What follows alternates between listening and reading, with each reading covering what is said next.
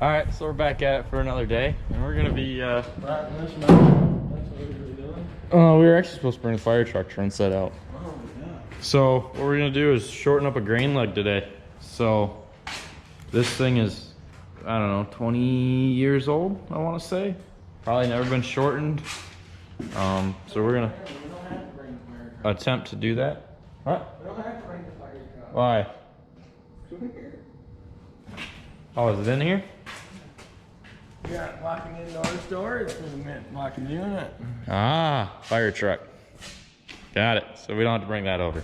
What we gotta do is take and secure the leg belt in here. Oh, we forgot ladders. That's why I brought that truck, was to bring ladders. Oh. So we gotta secure this belt back, and then we gotta pull this one, this section here, up onto these screws. And hopefully, So what? Did you already shorten it? no. So. Oh, there's Still to be determined on exactly how to do it, but Or what'd you do? that's kind of the rough idea of what Did we you got just pull going on. one bucket off?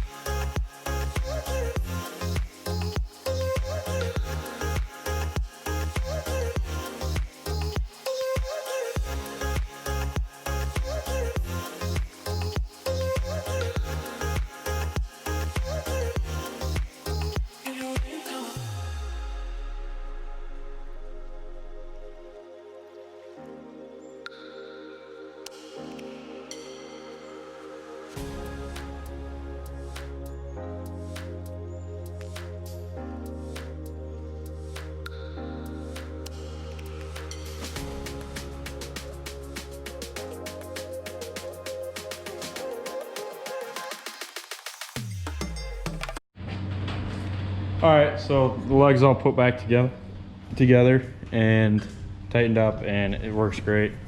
That was a lot easier than I thought it was going to be, really and truly. I was not looking forward to that job, but really it only took a half hour, 45 minutes to do. But we got this thing cleaned out, washed out. So we got some water in the bottom of it and getting that finished up. We'll sweep all this loose grain and stuff up that's down here that came out of this bin. The distributor up there kind of leaks over into all the bins, so that's why it's there, but that's not that big of a deal. So once everything dries, we'll take care of that. I think we're gonna test fire the dryer here in a minute, just to see how that goes. Grandpa's way over there taking a load of rotten stuff, bees wings, down to the woods and dumping it. We'll get the dryer. I think that's the next step, just doing the dryer, getting that done with. You gotta close all the doors up on it, and it should be ready to go. So I think that's the next project. She's running, but she's loud. All right, so everything I think is all set over here. Jamer's putting the fire hose away. I'm gonna be shutting everything off. We did run it, heat came on, everything worked like it should. So next step is going over and what is it? Getting the combine ready. That's the next step. We gotta get that done. I haven't ran it. I gotta run it still. Pretty much just start it up, and then I have to put the corn head on, and we're headed to Rothbury. But oh, it's a windy day today. I think we're supposed to have 30-mile-an-hour winds at some point. Man, you can see those fall colors down there. Nice and pretty. You know what that means, right? Combine season. So I'm gonna just check the oil on this thing. Perfect. Jeremy just changed the oil, so should be full. Looks like we need to add some coolant because when we change that thing, the little thing down in there, it looks like it's taking the rest of what was in the jug, so we'll get that topped off before we go. I think we need to probably check our hydraulic fluid.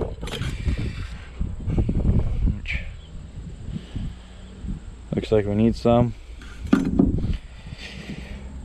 And then all we got to do is grease it. So all right, so we're gonna get hooked up to the corn head here and run it. Let's see what happens. Jeremy's taking a truck over to go and get the grain trailer hooked on, and then I don't know what the plan is exactly, how we're gonna get the combine, the grain trailer. You guys know exactly what the plan is on how we're gonna do it, but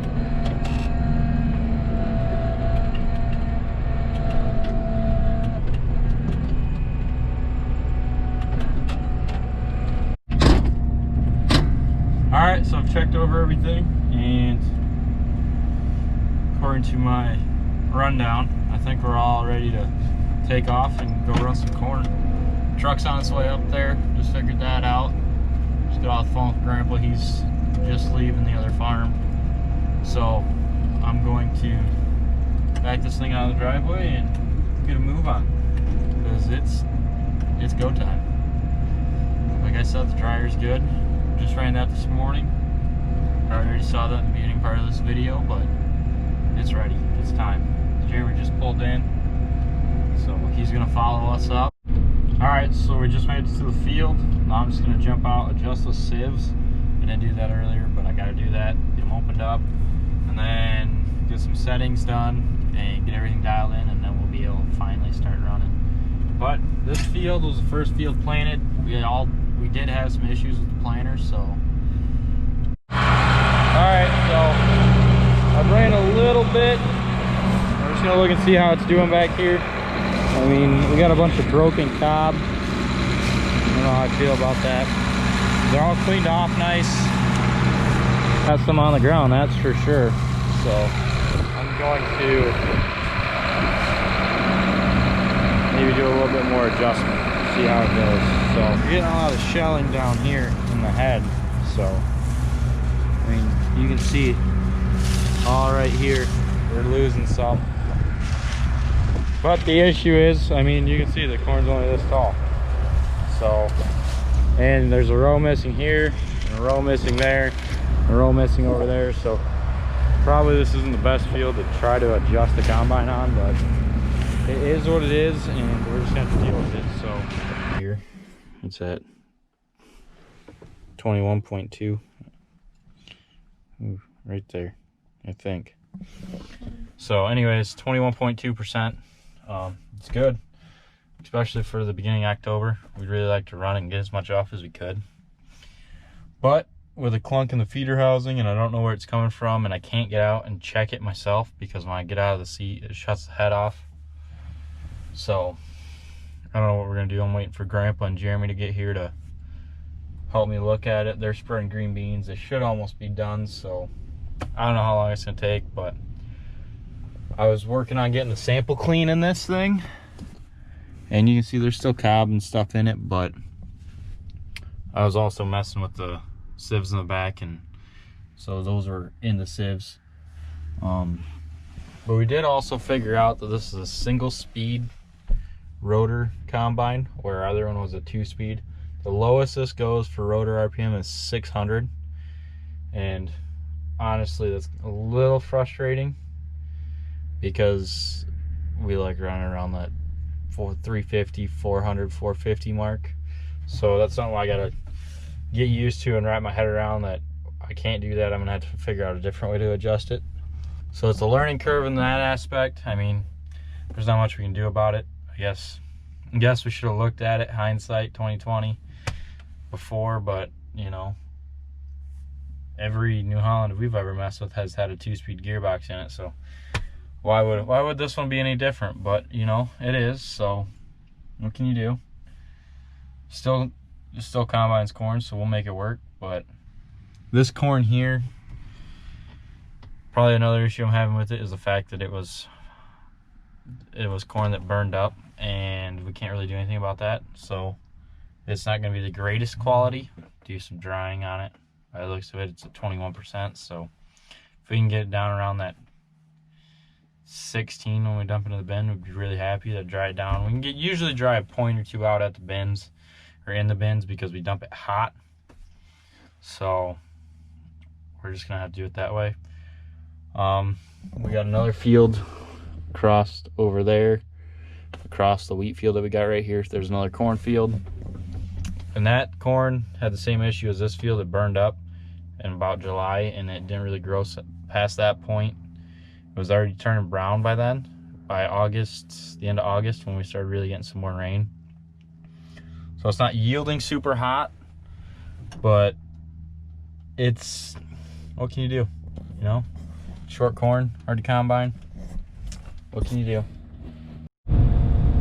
All right, so ran 2 bins off. We don't know really what's going on, if there's some weird noises going on or what. I do got something going on over here.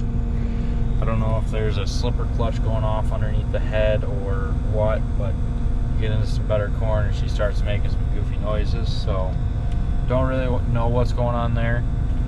I don't know how much battery I have left, but it's just about dead.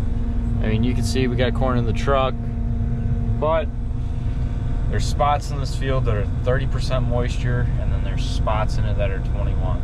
So this field was one of the fields that we replanted in sections, so I think that's what part of that has to do, or that's part of the reason why the moisture is so high. So I think for now I'm just going to shut it down for the night, because we really don't want to pull 30% corn. I'd really like to get this field off, but I just don't think it's the best idea at the moment. I'm going to talk to Grandpa. I think that field just over there is a field that's a little drier, so hopefully that's what I'm hoping, but I'm not sure. We do have some other fields that I've walked into 3 weeks ago that were down at 27%, so they should be down in that 20-21, I think. We did get a bunch of rain, so I don't know how much drying really happened, but I also know it's a nice week out, so if we could get, I don't know, a couple thousand bushel off, that'd be great, but I don't know if it's going to happen. Just with what I'm seeing, I don't know. I think we still got work to do to the head. I mean, we got 380 acres around. The last thing we wanted is a broken corn head with 50 to 100 acres left. Or we got some major issues, so I don't know exactly what the plan is there. We might just run it for the next couple days. Might look into it some. But other than that, I mean, it seems to be running great. We're starting to get it dialed in, I think. I really don't know for certain, but we'll, this is a bad field to judge off of because of the growth issues it had with being dry, so there's not much we can do about that, but I call it a night. So thanks for watching. We'll see you next time, and hopefully I'll get some more some actual footage of the combine running. It was just it's the first day. It's just hard to get that stuff when you're working out kinks and figuring everything out. New combine, so you know, that's part of the game. So anyways, thanks for watching. See you next time.